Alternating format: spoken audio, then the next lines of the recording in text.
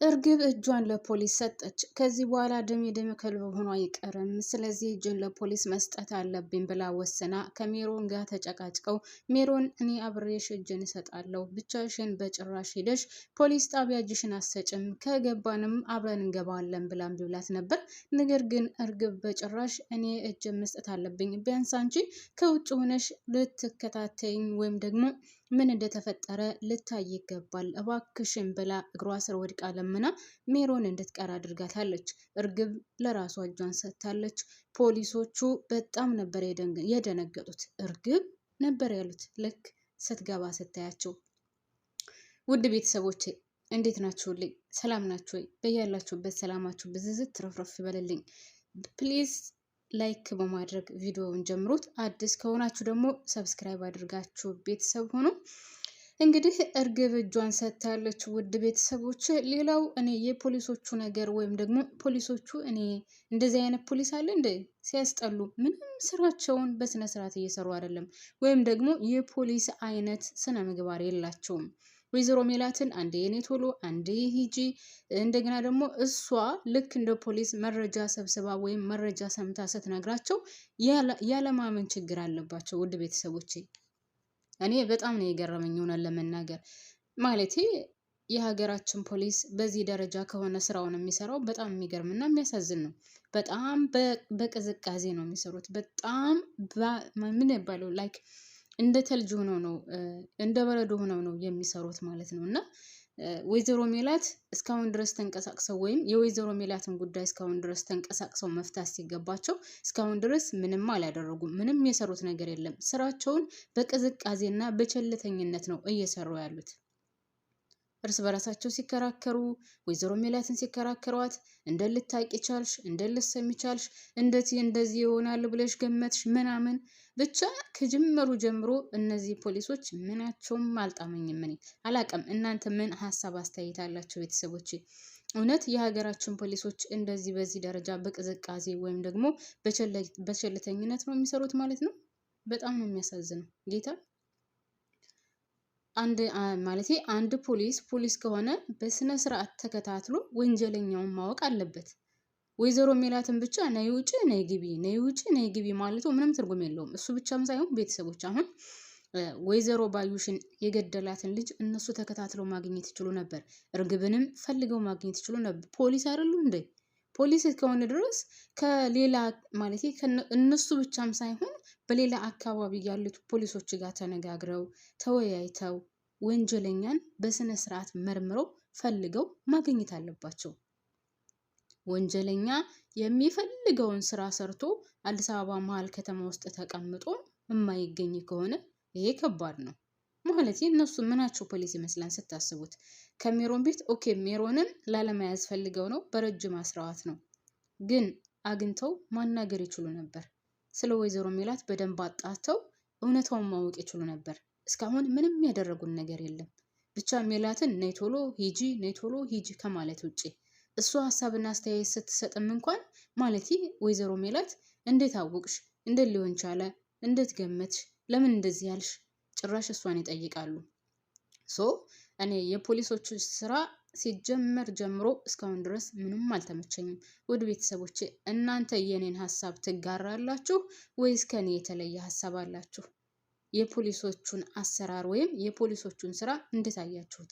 የሆኑ እንዝህላሎች ነገር ናቸው። የሆነ ቸልተኝነት የበዛባቸው ብቻ ለስሙ ፖሊስ ተብለው ተለጥፈዋል ወይም ተለጥፎላቸዋል በሚለው ይያዝልኝ እንጂ እኔ ጭራሽ የፖሊስ ስራ እየሰሩ አይደለም። በጣም የሚያሳዝነው ነገር የሀገራችን ፖሊሶች በእንደነዚህ አይነት ስራ ከሆነ የሚሰሩት በጣም የሚያሳዝነው። ወንጀለኛ ባይበዛ ነበር የሚገርመው በሀገራችን። አሁን እኮ ካያችሁ ኢትዮጵያ ምድር ውስጥ ማንኛውም ሰው ገሎ ተደብቆ የሚኖርበት ነው። ማንም ከልካይ የለውም፣ ፈላጊም የለውም። ሲጀመር በሀገራችን የሰው ነፍስ የረከሰበት ሀገር ሆናለች። በየትኛውም ዓለም የሰው ልጅ ህይወት ውድ ነው። በየትኛው እስከ ዓለም ጥግ ድረስ ብትሄዱ ከምንም በላይ የሰው ልጅ ህይወት ውድ ነው። ምክንያቱም ፈጣሪ በአምሳያው ነው የፈጠረው። ወደኛ ሀገር ስትመለሱ ግን እንደ ሰው ልጅ ህይወት ርካሽ የሆነበት የለም። በጣም በሚያሳዝን ሁኔታ የምናየው ነገር፣ የምንሰማው ነገር፣ ጆሮአችን የሚሰማው፣ አይናችን የሚያየው ነገር ከቀን ቀን የሚዘገንን የሚሸክክ መስማት የሚዘገንን ማየት የሚያም ነው የምንሰማው የምናየው። ለምን? ልክ እንደነዚህ አይነት ፖሊሶች ቸልተኛ ስለበዛበት። ማንኛውም ሰራተኛ የተሰጠውን ስራ በአግባቡና በትክክሉ በሀቀኝነት የእውነት ቢሰራ ዛሬ ኢትዮጵያ ያለችበት ባልኖረች ነበረ። በጣም በሚያሳዝን ሁኔታ ስደተኛውም በስደት ዓለም እየተሰቃየ ባልኖረ፣ ከሀገሩ መኖር አቅቶት በሰው ዓለም መኖር አቅቶት በየባህሩ በየበረሃው ደመከልብ ሆኖ ባልቀረ፣ የጅብራት ሆኖ ባልቀረ፣ የአሞራ ቀለብ ሆኖ ባልቀረ፣ ልክ በእንደነዚህ አይነቶቹ ፖሊስ አይነት ስራ የሚሰራው ስለበዛ ነው አሁን ከሀገራችን ህዝቡን መቀመጥ ያቃተው። የኑሮ ውድነቱ፣ ጦርነቱ፣ በየቦታው ዘራፊው፣ ገዳዩ፣ ብቻ ምን ልበላችሁ። ልክ እንደነዚህ አይነት ፖሊሶች ሰው ስላለ ነው። ልክ እንደነዚህ አይነት ፖሊሶች እንዝህላል፣ ቸልተኛ፣ ምንም የማይመስለው ከራሱ ጥቅም ውጪ የሰውን ጥቅም የማያስቀድም የራሱን ብቻ የሚያይ እኔ ልብላ ብቻ የሞላበት ሀገር ስላለን በጣም በሚያሳዝን ሁኔታ ወንጀለኛ ተደብቆ ይቀመጣል። ወንጀለኛ የሚፈልገውን ነገር አድርጎ እንደውም ንጹሃን ላይክ እንደ ሜላት ምንም ያላደረጉ እንግዲህ ሜላት ካያችሁ ከጅምሩ ጀምሮ ስትሰቃይ መከራዋን ስታይ በልጇ በቤተሰቦቿ በንብረቷ ልጅ ብላ እርግብን ተቀብላም የከፈለችውን ዋጋ የምታዩት ነው።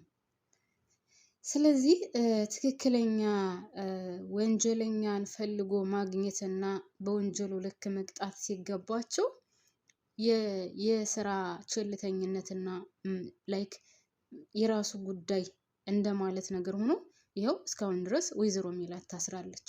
እውነታ ወጥቶ ነፃ ወጥታ ከቤተሰቦቿ መቀላቀል ሲገባት እስካሁንም ድረስ ታስራ ነው ያለችው ወይዘሮ ሜላት እና በጣም ነው የሚገርመው። አንዳንድ ጊዜ መለስ ብላችሁ ወደ ራሳችሁም ሆነ ወደ ሀገራችን መለስ ብለን ስናስበው እኔ በበኩሌ በጣም ነው ማዝነው። የእውነት ነው የምላችሁ ቤተሰብ በጣም በቃ ሁሉም ነገር የሚያስጠላ ነው። ወጣቱ ተምሮ ስራ የለው ተምሮ 12ኛ ክፍል ደርሶ ከዛስ ይዘርሯቸዋል።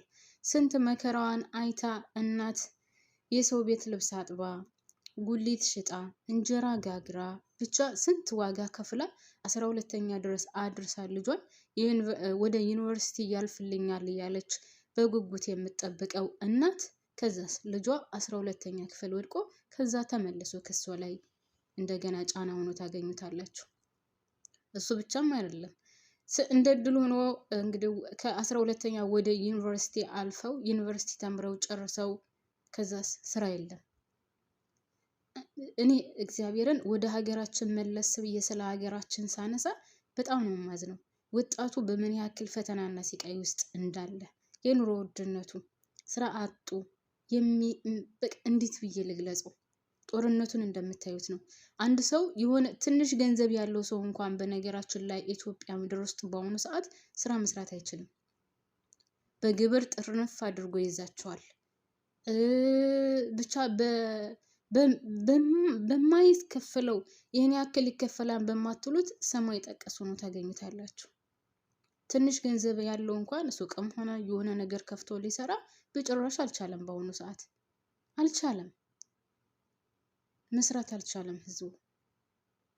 እንደገና ሱቅ የከፈቱትን ሱቅ ዘግተው ፀጉር ቤትም ሆነ ፀጉር ቤቱ ተዘግቶ ምናምን በድጋሚ በተለይ አረብ ሀገር ቆይተው የሄዱ ልጆች ስንቶች ናቸው በድጋሚ እያለቀሱ ወደ አረብ ሀገር የሚሰደዱት? ምክንያቱም አንድ ሰው እኔ አሁን ለምሳሌ የእውነት የማውቃት ጓደኛዬ እግዚአብሔርን ሳልዋሽ የምነግራችሁ 8 ዓመት ነው 10 ዓመት ሰርታ በቀን ብላ ኢትዮጵያ ገባች። ከመግባቷ በፊት ሁሉን ነገር አስተካክላ ምናምን ኢትዮጵያ ለመስራት ገባች። ፀጉር ቤት ከፍታ ነበር። ያ ፀጉር ቤት ምንም ሳሰራ ግብር፣ ከዛስ ወሩ ሳይደርስ እንደገና ሌላ እንግዲህ ሱቁ ሳይንቀሳቀስ ምንም ሳሸጥበት የቤት ኪራይ አላስባችሁታል። ያው የቤት ኪራዩ በጣም ውድ ነው። በተለይ የቤት ነገር ማለት የሆነ ሱቅ ነገር ምናምን ከሆነ ምን ያክል እንደሚያስከፍል ታውቁታላችሁ። ያንን ነገር ሳሰራበት አንድ ወር ሳሰራ ግብር፣ አንድ ወር ሳሰራ ሌላ ነገር፣ አንድ ወር ሳሰራ ከዛ በቃ ተዘጋጋባት። መክፈል አልቻለችም። የቤት ኪራይ ትክፈል፣ የግብር ትክፈል፣ ወይስ ብቻ እያለቀሰች እንደገና ያን ሁሉ ስንት ዓመት ሙሉ እየደከመችበት ወድሞ ተመልሳ ወደ ሰው ሀገር መጥታለች። እና አይሮን ነው እግዚአብሔርን በጣም ነው የሚያሳዝነው። የሀገራችን ጉዳይ ሁሉም የድርሻውን በትክክል ስለማይሰራና ለራስ ወዳድነት ወይም የኔ ካልሆነ የራሱ ጉዳይ የሚለው ስላለ ሀገራችን በጣም በጣም ከሚገባው በላይ አስቸጋሪ ሁኔታ ናት ያለችው። ልክ አሁን የወይዘሮ ሜላትን ታሪክ አይነት ወይዘሮ ሜላት ከጀመሩ ጀምሮ እሷ ናት የምትበደለው። ሀ ብሎ ከጀመረ ጀምሮ እሷ ናት በደለኛ። አሁንም ባዩሽን ሳትገል ልክ እንደ ወንጀለኛ ሆና ታስራ ታገኟታላችሁ። ሌሎቹ ወንጀል የሰሩት ወይም ደግሞ ወይዘሮ ባዩሽን የገደለው ነፃ እየተንቀሳቀሰ ነው። ያው መጨረሻ ላይ ወንጀለኛው ትክክለኛ ወንጀለኛው መያዙ አይቀርም፣ ዋጋውን መክፈሉ አይቀርም። ግን እስከዛ ድረስ ንጹሃን ለምን ይሰቃያል? ባላደረገው ባልከፈለው ባልፈጸመው ንጹሃን ይሰቃያል። እና በጣም ማዝነው እኔ። ለማንኛውም እኔ እዚህ ላይ ያበቃለሁ። ቤተሰቦቼ ፕሊስ ላይክ ማድረጋችሁን አትርሱ። እወዳችኋለሁ፣ አከብራችኋለሁ። ባባይ